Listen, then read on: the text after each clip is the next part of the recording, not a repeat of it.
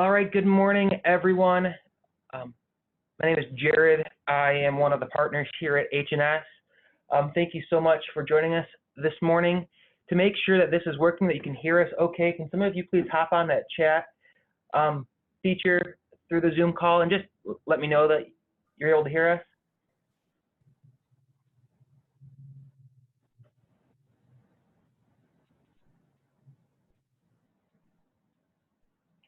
This chat feature, when you pull it up, will also be what we will use today to take questions. We will not answer questions during the presentation, but we do have time set aside at the end to try to address as many questions as possible that come up during the presentations. Anything we do not get to today, we will follow up with via email.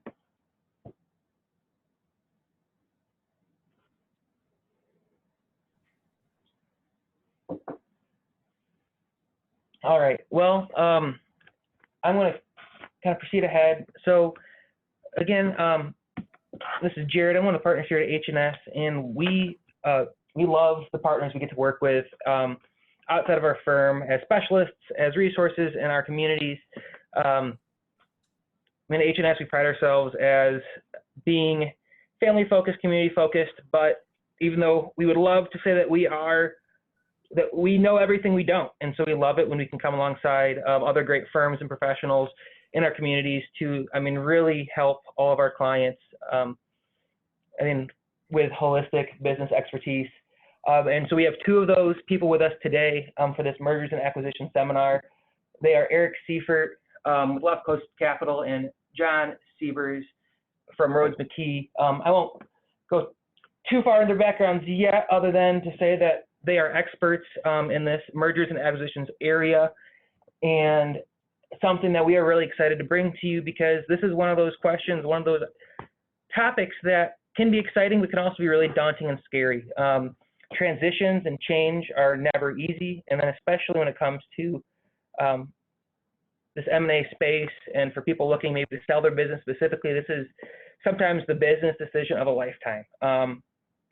And something that should not be entered into lightly. And then also, it's just something that requires a lot of planning. This doesn't have to be a super difficult process, but for that to happen smoothly, it needs to happen with planning, with foresight, and it's going to be, your advisor at H&S, as well as people like Eric and Jonathan that are going to hopefully help make sure that you kind of get through this process without any regrets. So with all of that said, I'm not going to talk too much about me. I want to make sure that I give plenty of time for our experts to speak.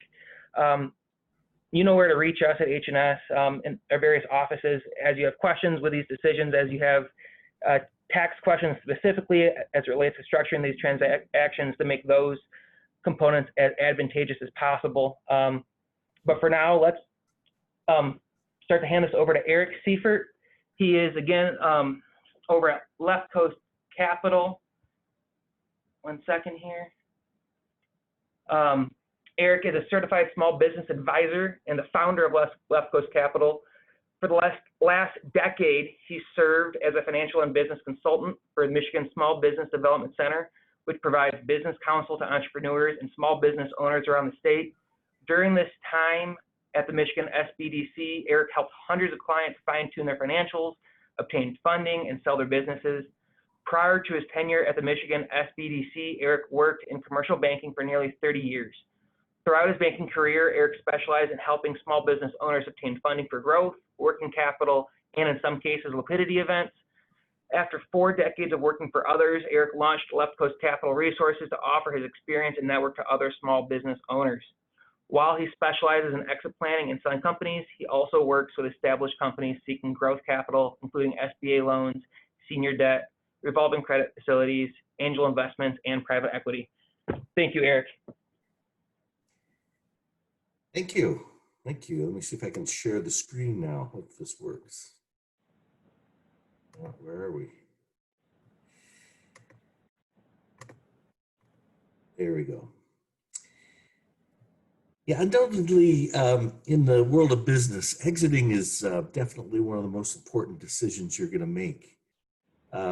it affects absolutely every aspect of your personal, professional, and financial life. If you think of your day-by-day program as a business owner, it reaches into every aspect and will continue possibly past the exit. It's surprising, though, that a number of business owners just don't have a concrete exit plan in place, which can be a major problem.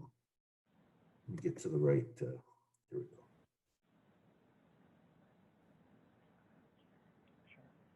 So to sell a business, sometimes it can take a year or more to get the transaction queued up and then actually consummated. I recently completed a sale that I've been working on for 3 years for a company. So, but on the other hand, I've sold businesses in as little as 60 days. So it's all over the map.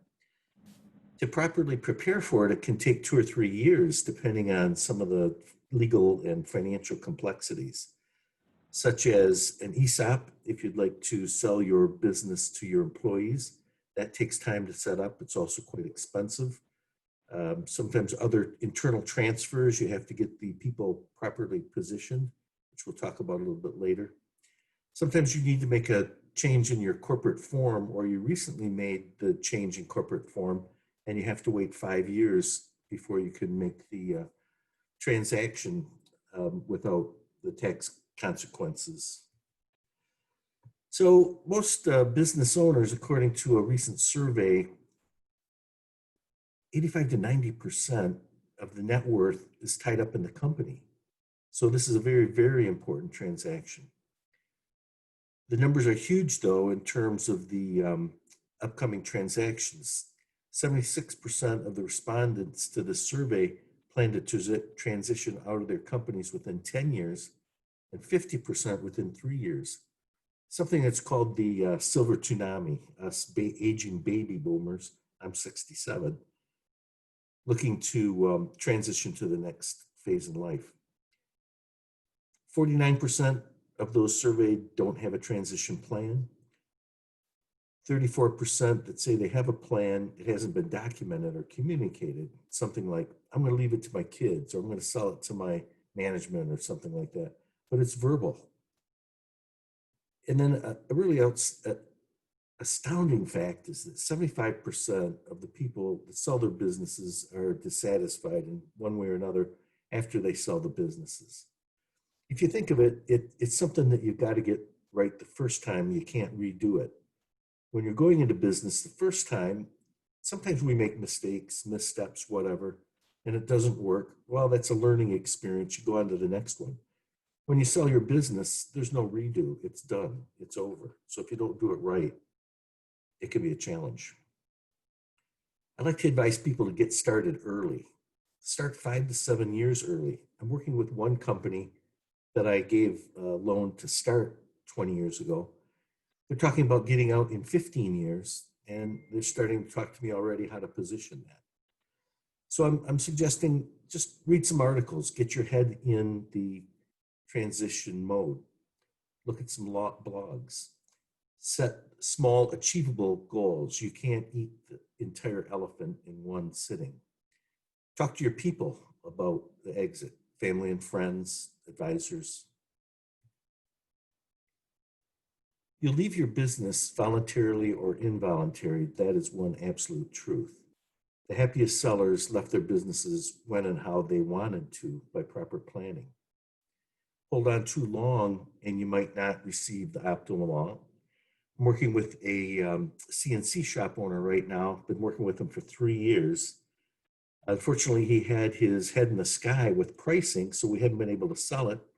Well, now with the COVID effects, he's running at 50% occupancy, 50% production capacity, and he can't sell. So he waited too long. Another interesting story, you're probably familiar with Prince Corporation from Holland, very, very successful business. Ed Prince, the founder, died in the elevator going up to his office one day. Luckily, he had everything planned out appropriately. Of course, he had the resources to do it. And the point is, you leave voluntarily or involuntary, but you will leave. Those that are dissatisfied just didn't plan what they're going to do after the exit. Hobby, another business, time with family, whatever. Have a plan for that. I'm suggesting you reflect on goals and three main objectives, those being business, financial, and personal. Under the business category, you want to maximize the value of your business. And there are a number of things you can do, some of them relatively simple. It's kind of like positioning a house for sale, staging, they call it. You might come up with some goals like increase revenue by 5%, increase margins 5%, reduce SG&A by 5%. Small, realizable goals that you can work on over time. Fine-tune the management team to run the business without you. The most valuable businesses are those that can run without the owner present. That's very attractive to a buyer because they can step in, purchase the company, observe what's going on, and then start making changes, as opposed to the business that's totally run by the owner and all his knowledge has to be transferred to the buyer to make it successful. Another important thing to look at is diversifying your customer base. If you have a concentration of customers, say more than 30% to any one customer and maybe 30% to any one industry, that's defined as a risk by the valuation analysts. So the more you can diversify geographically, industry, customers, will provide value to your business and lessen the risk for your buyer and maximize the value. Financial goals, are you financially prepared for your exit personally? Are your personal finances in good order? In other words, pay down all your debt prior to exiting? Do you know what your income requirements will be after exiting? And will your existing portfolio plus the after-tax net proceeds of the sale be sufficient to maintain that?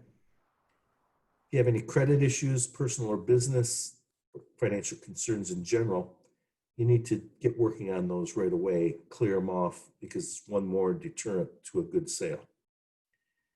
Ensure your company financials are clear and well organized, especially with smaller businesses.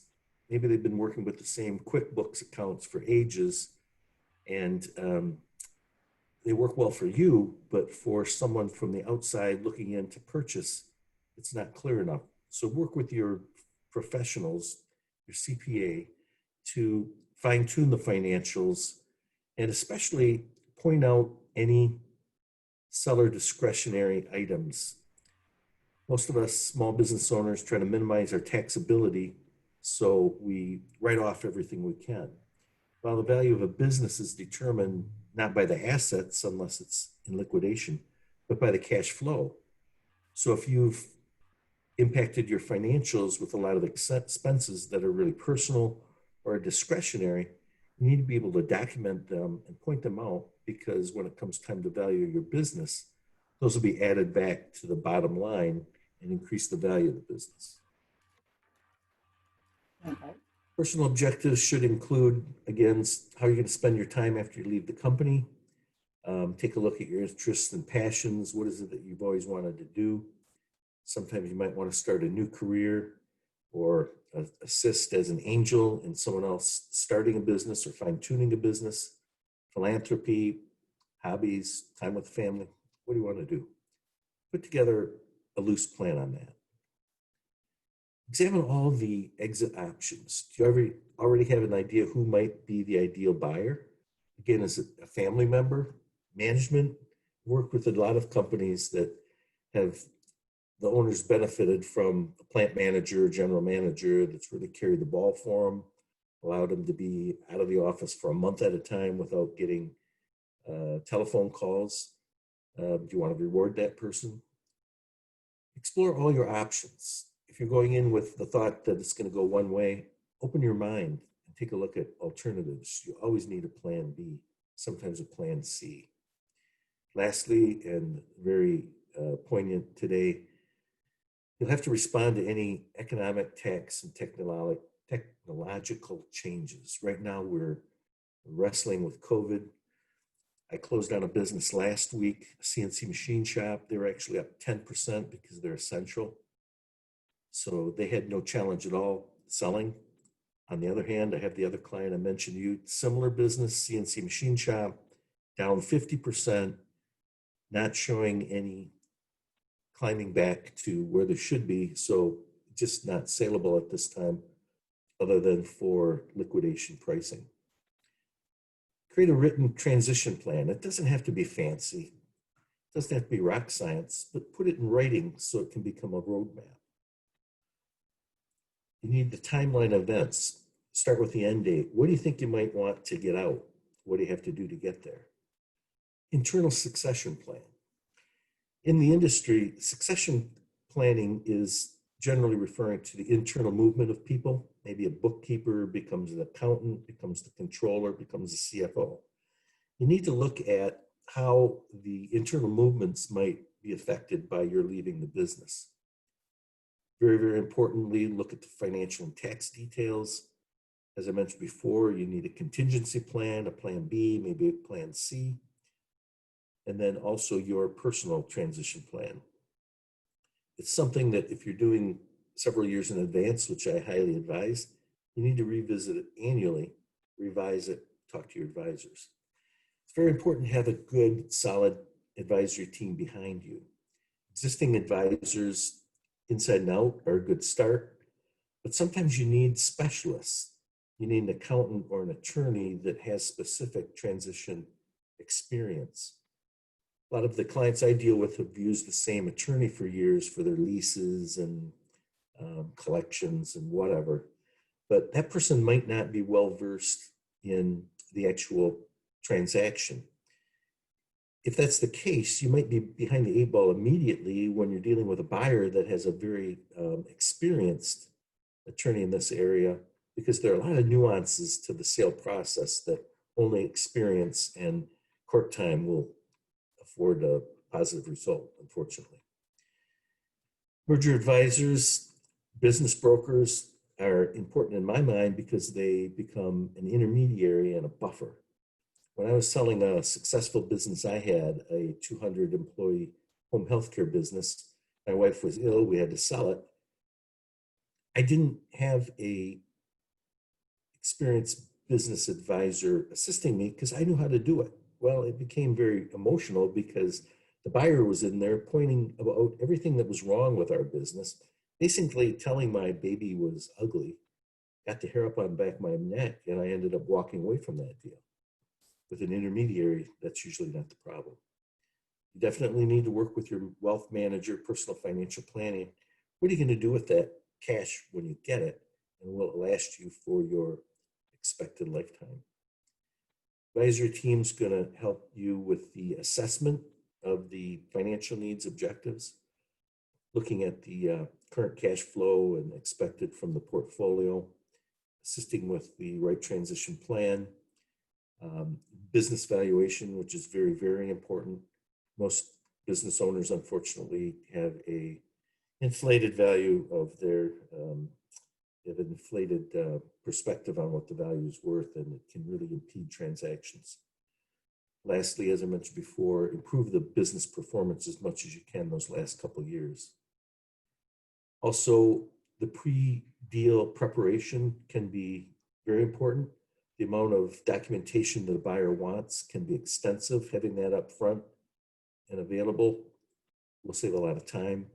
Qualifying the buyer. A lot of buyers will say, well, I've got the money for the down payment. You get close to the deal table and all of a sudden, well, I need the seller to carry $500,000. Well, that's a killer. So when I'm involved, I usually put my ex-banker hat on and qualify the buyer. The deal is not just the dollars you're getting for the business, it's also the terms. Will it be cash up front? Any continuing compensation for you? As I mentioned before, personal financial and estate planning, and looking at any potential deal killers prior to bringing buyers to the table. 3 simple steps you can start. Establish the exit objectives. How much money do you need? When do you want to do it? Talk to a trusted advisor. Get a valuation.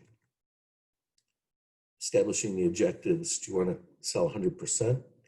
More and more today, I'm seeing sellers that don't want to sell now, but they also don't want to climb that hill to rebuild the business by themselves.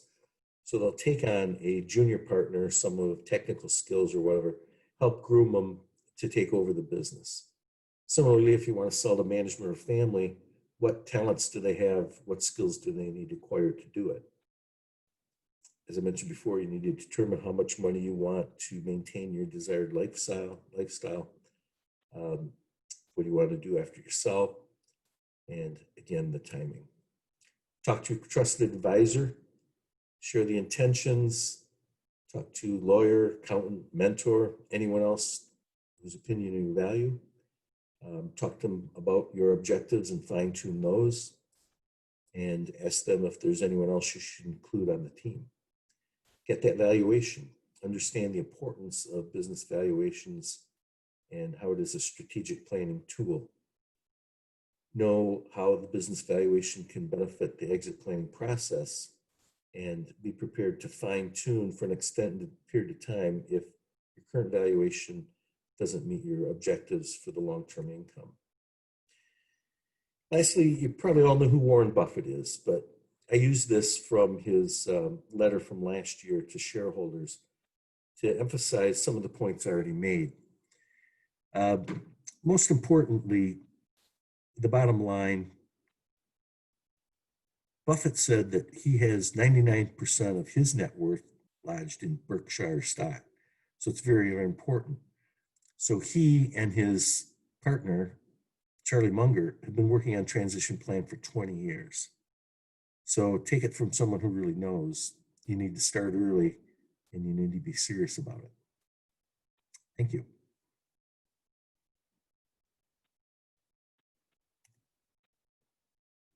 All right, thank you so much, Eric, for your expertise and for sharing all of that information with us. And thank you also for a couple great segues for me before we jump in with John. So Eric brought up a couple great points. One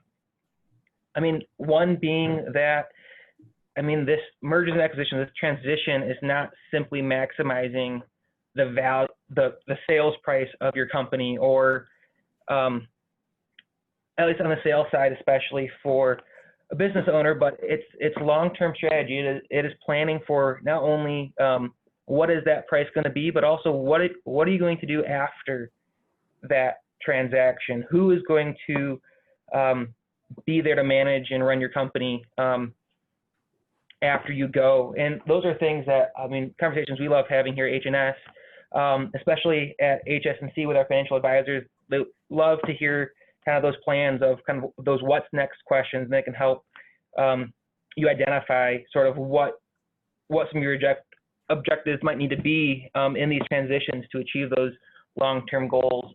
When it comes to business valuations, we have an extraordinary professional here at H&S who's an expert in that area, and would love to help you both get a realistic expectation for your business and what it's worth, but also if you're looking to acquire a business, to make sure that everyone's on the same page as far as the value of what's changing hands. And Eric brought up too, just ways to maximize the value of your business prior to sale, from just controlling discretionary spending and organizing your books and accounting records, but also something to look at would be, tax credits. If you think about any business, a significant part of your after-tax cash flow, which, as Eric said, drives that business value, is what are you paying annually in taxes. And so, talk to one of the three of us, talk to your H&S advisor, and see maybe what tax credits are out there to help minimize that tax burden annually to make your business more attractive to a potential buyer. So again, Eric, thank you for all these things. And just as a quick note to everyone out there still listening, thank you for tuning in. And please hop in on that chat feature if you have any questions at all. We want to make sure we address those, and I'm at the end of Jonathan's presentation. So with that, I do want to introduce you to John Seibers. He is an attorney at Rhoades Mckee, and he has a specialty and focus on mergers and acquisitions, securities, and commercial real estate. John also acts as outside general counsel for middle market and small companies.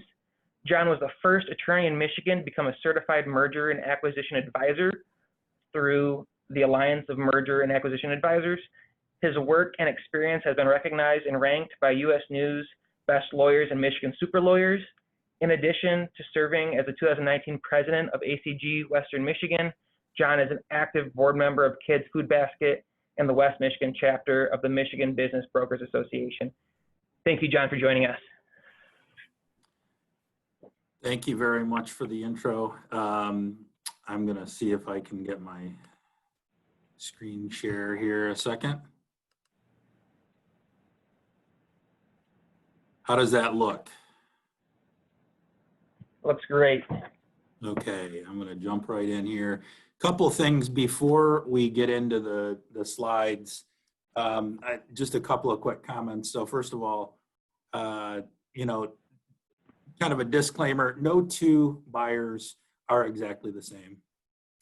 No two sellers are exactly the same, and no two deals are exactly the same. So some of the things we're going to talk about here are kind of generalizations of what the process looks like and things you need to be thinking about when you're going to market. But really, anytime you're talking about or thinking about selling your business, you really need to sit down and talk to your team of advisors and get their perspective on what issues you may be facing in your deal, things you may need to work on prior to closing, like Eric said.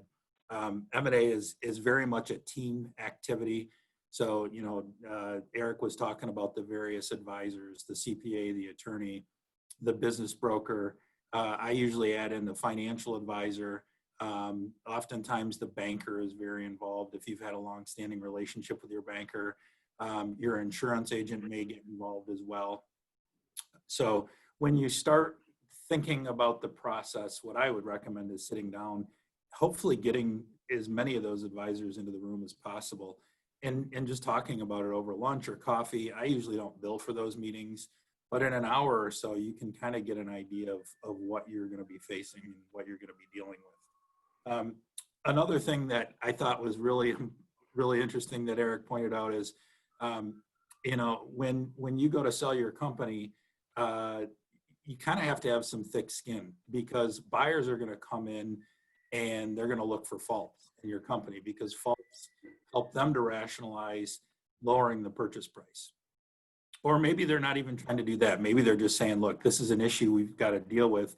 It's not going to impact purchase price, but it does impact my desire to go forward. So really, you need to have thick skin to go through this process. All right, so the first topic that I'm going to talk about are types of sales. One second here. And just a primer on that, you know, each type of sale that I'm going to talk about has pros and cons.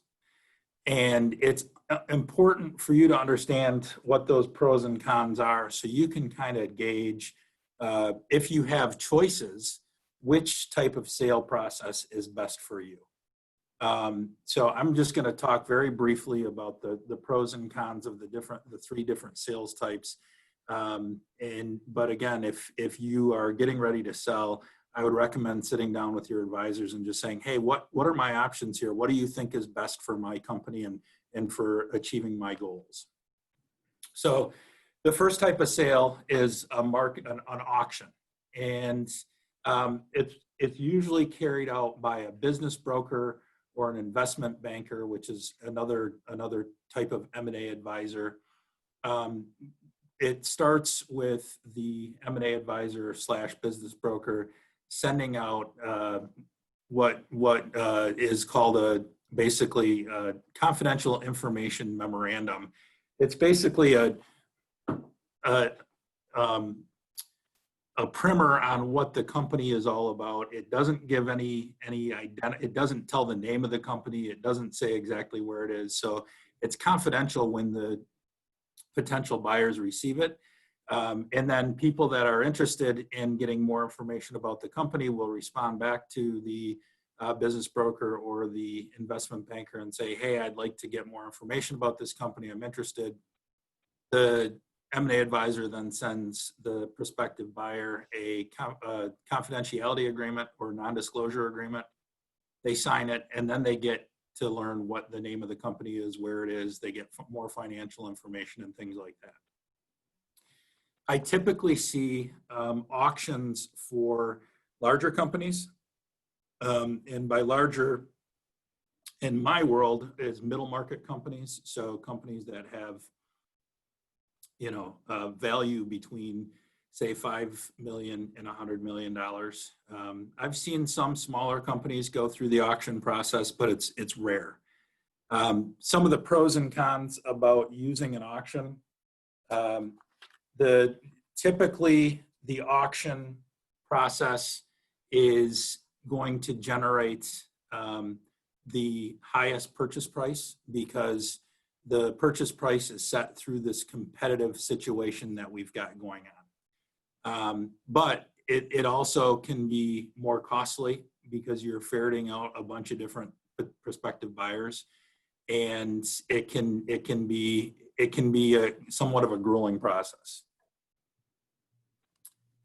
The second type is a sale that's marketed, but not through an auction. And this is typically a sale that, again, involves someone like Eric, a business broker or an investment banker, but they're not going through an auction process. They may be identifying 10 or 15 prospective buyers, maybe more, and reaching out to those prospective buyers and saying, hey, we've got a company that's coming out of the market. Let us know if you're interested. And if so, we'll get a confidentiality agreement to you, and we'll give you some more information. Usually there are fewer potential buyers, and typically in a sale that's marketed but not through an auction, the purchase price isn't going to be determined by this competitive auction process. It's usually negotiated. The third type of sale process is where the company is not even marketed. Oftentimes this involves a seller who has been talking for years with a friendly competitor, maybe inside the same market, maybe outside the market, or a family member, a key employee, somebody that they already know, or sometimes it could be someone that they've been introduced to by their CPA, their attorney, their banker, someone like that. Investment banks and business brokers typically are not involved in these deals, but sometimes they get involved to help with negotiating the price and structure the deal, and to assist with due diligence. And as Eric said before, a business broker is an intermediary. They can talk to anyone on the deal. The attorney can only talk to the other attorney. So if I've got an issue that I'm trying to resolve with a prospective buyer, I can't go directly to the buyer, but Eric can. So that helps. All right. 5 types of buyers. Again, there are pros and cons of each type of buyer. And depending on what your goals are, some types of buyers may be better for you than others. And not every type of buyer is an option for every seller. One of the types of buyers I'm going to talk about is transition to family. Well, if you don't have any family members that are qualified or interested in owning the business, then that's not an option for you. So the first type of buyer we're going to talk about is a strategic buyer. A strategic buyer is another company that's going to buy you. And typically in a strategic deal, the buyer, is looking to achieve synergies through the deal. The synergies may be, hey, we put your company, it's 2 + 2 = 5. That type of a synergy where, we can save money, and so your company is more profitable when we add it to our company. The problem with strategic deals, it may be a problem depending on what your goals are, is in order to achieve the synergies, they oftentimes have to make significant changes in the company post-closing.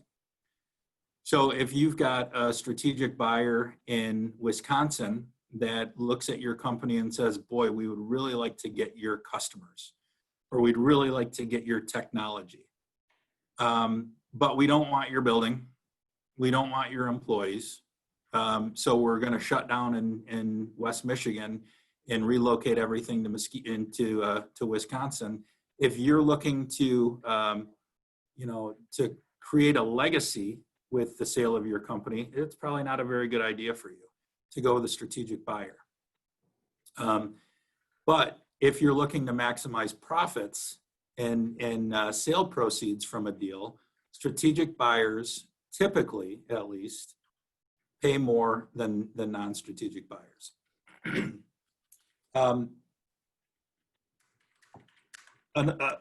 of the disadvantages of a strategic buyer is they typically are very good at buying companies, and they have a process that they put it through. So they have extensive due diligence.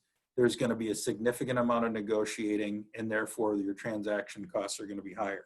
Now, you're probably going to make more money, so having some higher transaction costs may not be an issue to you, but that is one thing to consider.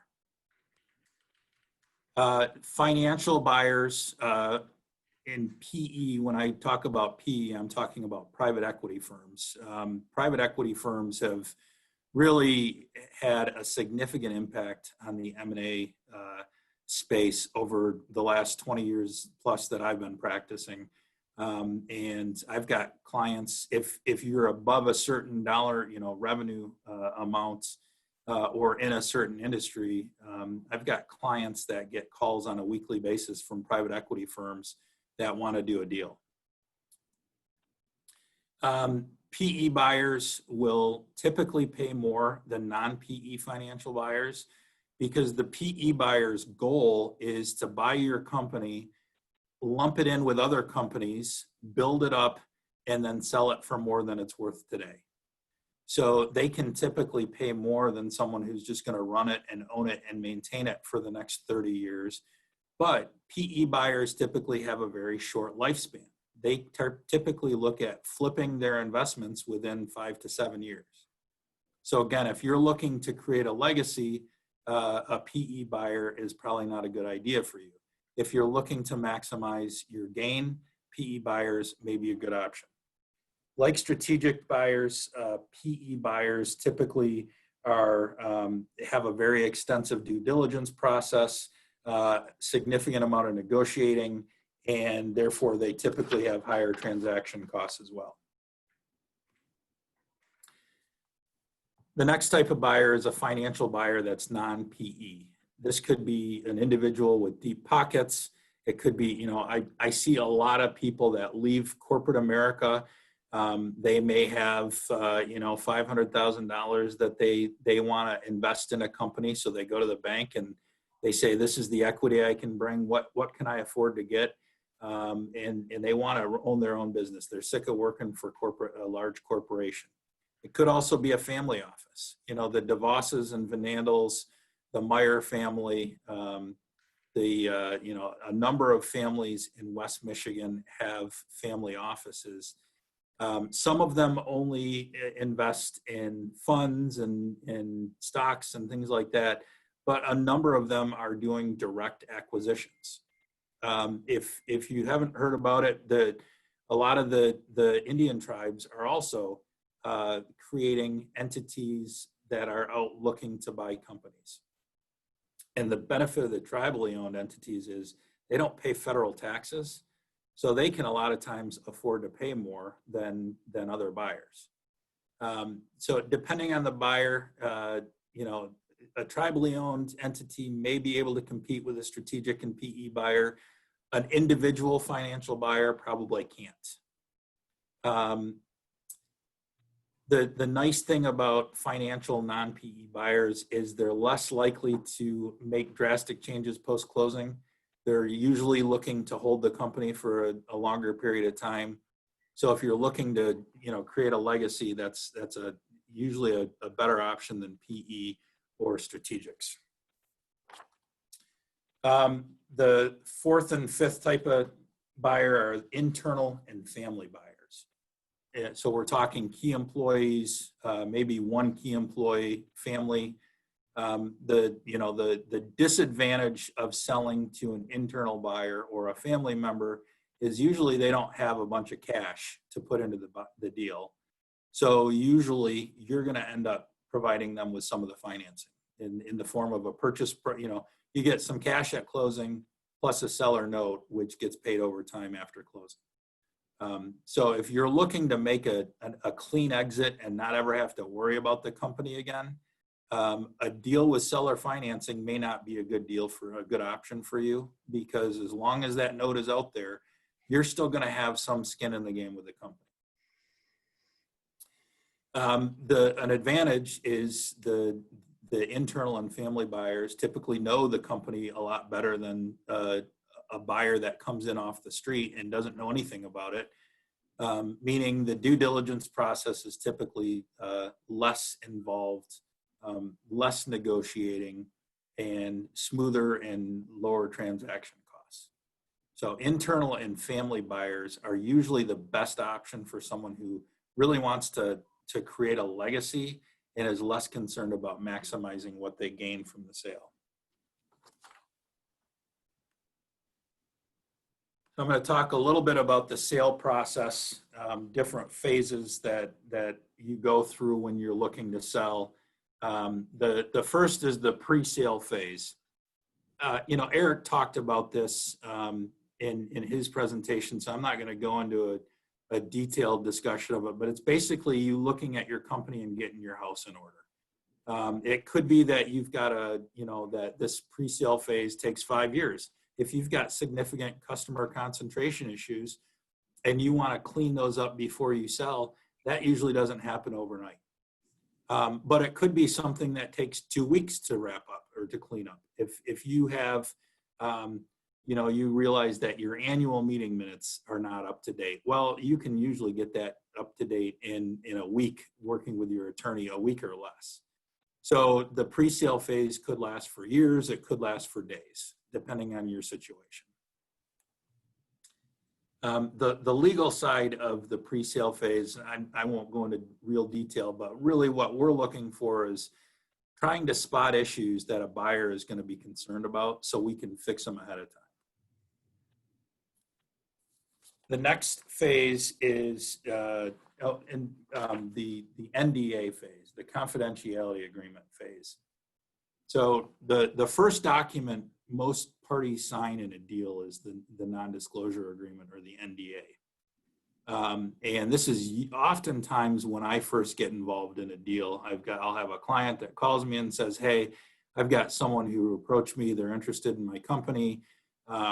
What do I need to do? And the first words out of my mouth are always, get an NDA in place. An NDA isn't absolutely assured to provide you with protection. I don't go into court and fight over NDAs. I draft them and I put them in place. I rarely see disputes over NDAs, but I always tell clients, just because you have an NDA in place doesn't mean you should share the secret sauce right away. The secret sauce, if you're selling McDonald's and you've got the rest of the formula for the secret sauce, you probably want to hold off until you've got a fairly good idea that the deal is going to close before you share that with the buyer. NDAs typically share a lot of characteristics, but they're not all the same. And when you are talking with a competitor, it's really important to have your attorney, well, anytime you're signing an NDA, I would have your attorney review it, but especially when you're talking to a competitor. Because there are some things that I typically put in an NDA when my client is talking to a competitor that I'm not as worried about when they're talking to somebody who isn't already in the market.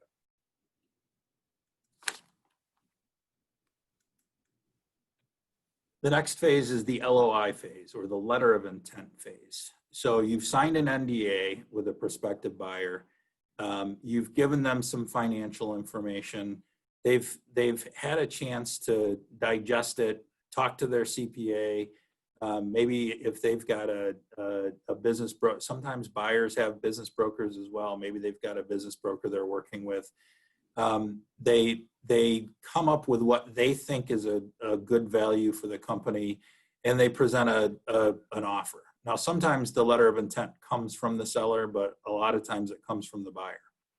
An LOI, again, the letter of intent is non-binding for the most part, and it's a roadmap for what's going to happen next.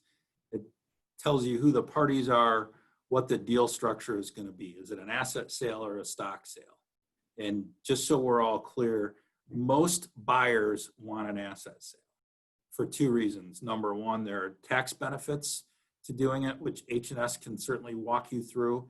You know, you buy assets and you can depreciate them right away. With stock sale, you get a basis, but you don't get the benefit of that basis in the stock until you go and sell the stock. So typically they want an asset sale for tax reasons and for legal reasons, because it puts a shield between the seller and the buyer and blocks most seller liabilities from carrying over to the buyer. The LOI will tell you what the purchase price is going to be, how the purchase price is going to be paid. Is it all cash at closing? Is it cash plus a seller note? Is it cash plus an earnout?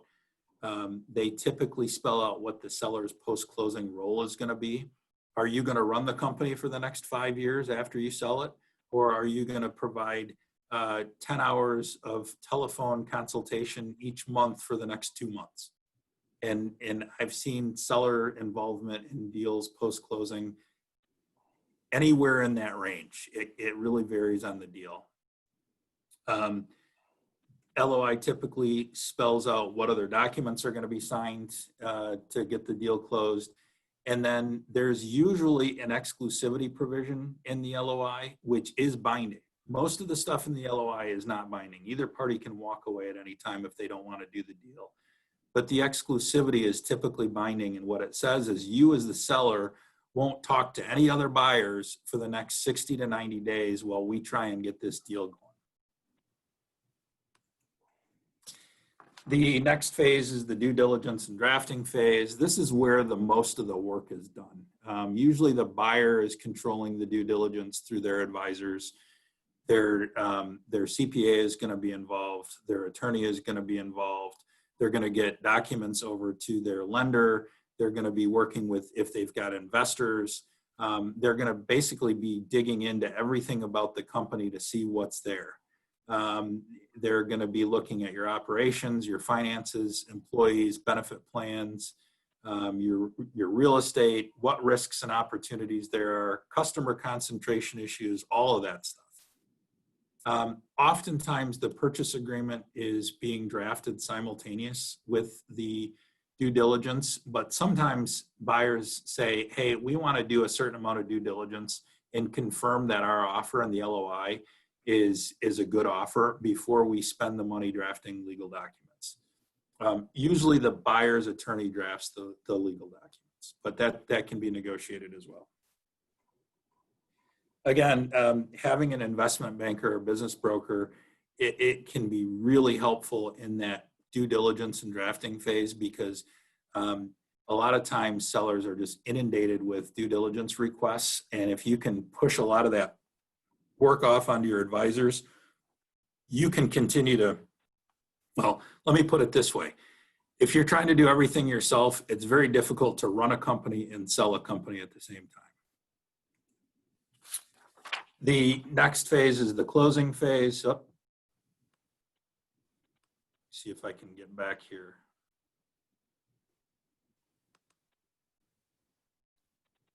There we go.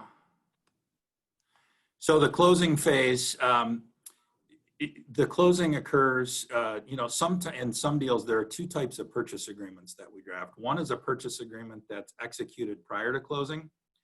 It's kind of like when you sell a house. You sign a purchase agreement, the buyer does their due diligence, and the buyer can walk away typically if they find something they don't like, but the seller is stuck. They usually don't have a whole lot of contingencies. The other type of purchase agreement is a purchase agreement that's signed at closing. And when you do a sign at close purchase agreement, either party can walk away right up until the day you're supposed to close. Now, when I represent sellers, I try and push for purchase agreements to be signed at closing. The reason is that puts you on the same plane with the buyer. If there's something that just doesn't feel right, you can walk away just like the buyer can. If the buyer comes back and says, hey, for the last 3 months, we told you we were going to pay $3 million for the company. Well, we really think it's worth $2.2 million. So we want you to take an $800,000 haircut. You can walk away at that point if that kind of stuff starts to happen. So again, sellers, I typically prefer a purchase agreement to be signed at close. Closing is usually when the assets in control or the stock in the business are transferred to the buyer. Usually most of the purchase price is also paid at closing. And more these days, closings occur remotely. We don't sit in a conference room and have a face-to-face closing very often anymore, especially in COVID times. Then there's the post-closing phase. And as I mentioned, for the seller, depending on the type of buyer, depending on the deal, depending on your involvement in the company, sellers may be involved for no period of time after closing. They close and they're absolutely done. They never talk to employees or customers again. They never step foot in the plants again, or they could be running the company for a significant period of time post-closing. It just depends on the situation. The buyer, on the other hand, is trying to figure out what they got. What issues did we get? What opportunities did we get? And how do we make this work? So that's it for my slide presentation. I'm gonna see here. Stop my screen share. All right, so I think we're back to you guys. All right, thank you so much, John. Yeah, I think to sum a lot of this up, there are a lot of steps and phases to consider in this process, but I mean, thankfully, there is a relatively clear roadmap. I mean, even though every business and every kind of transition like this is unique, it is encouraging just to be reminded that, I mean, there is a playbook to go by for some of these things. As we look to wrap things up, there are a couple of questions I have for both of you. The first one being, and maybe this is a good one for Eric to start with, but what is kind of one trait, or maybe the couple most important traits in a business that would make it the most attractive to you as a buyer, or specifically as representing a potential buyer? What are those kind of maybe deal breakers that cannot be broken as a seller? Well, that's a tough one. I would say a consistent trend line would be very important. And also, as I spoke of earlier, diversity of customers, both industry, geography, aspects like that. Those are very important, but beyond that, maybe good, clear financial information. Perfect. Yeah, John, I guess, oh, go ahead.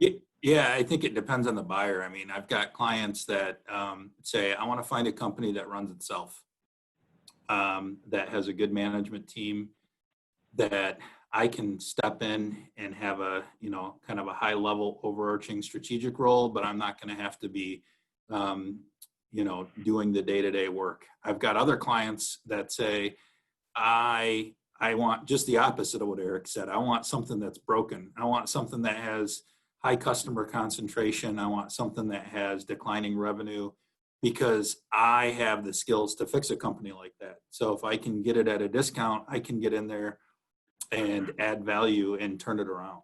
So I really think it depends on the buyer.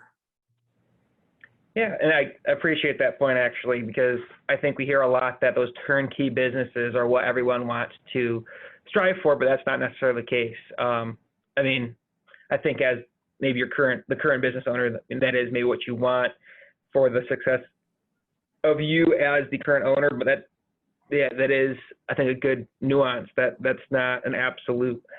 And then the other question I have here is just if either of you can kind of speak more. You talked a little bit, John, about kind of selling internally or selling to family, et cetera. Along those lines, can either of you speak more to maybe the advantages or importance of selling local? Eric, I know you like that one. I'm going to let you pick that. That's one of my passions. And yes, as John mentioned, private equity or people from out of the area might be offering more for the business, but I'll ask you to take a look at transactions like that have not gone well, and how important is that continuation of the legacy. I mean, look at Art Van Furniture, the largest furniture retailer in the Midwest, very profitable family business, sold to a very experienced private equity group. But the private equity group had the goal of doubling sales in 2 years, so they bought another chain. They sold all their retail store real estate to REITs, and they're bankrupt now. They're gone. In the Muskegon area, we saw Hemisphere Design, the largest kayak manufacturer in the world, go through a second sale to private equity. Hopefully they'll come back, but it's questionable. And same with Port City Group, the largest privately held employer in the county of Muskegon, die casting, plastic injection molding. I know the founder and his son who built the business. They sold to a company that knows that business, but again, bankrupt. So what I found working with local sellers is that some of them will take a look at taking a slightly lower price just to know that their legacy will be continued. They're comfortable after the sale. Their customers and employees will be taken care of. And there's a huge amount of equity capital in Western Michigan looking for places to invest. As John mentioned, family offices, other successful companies. So why not sell local and preserve the company and also help strengthen the community? You know, when you sell to someone from out of the area, unless they're kind of come here to run the business and live here, the profits go elsewhere and the charitable contributions dry up. The softball team, the bowling team. Now, this isn't across the board 100% black and white, but let me suggest that selling local is definitely positive for the community.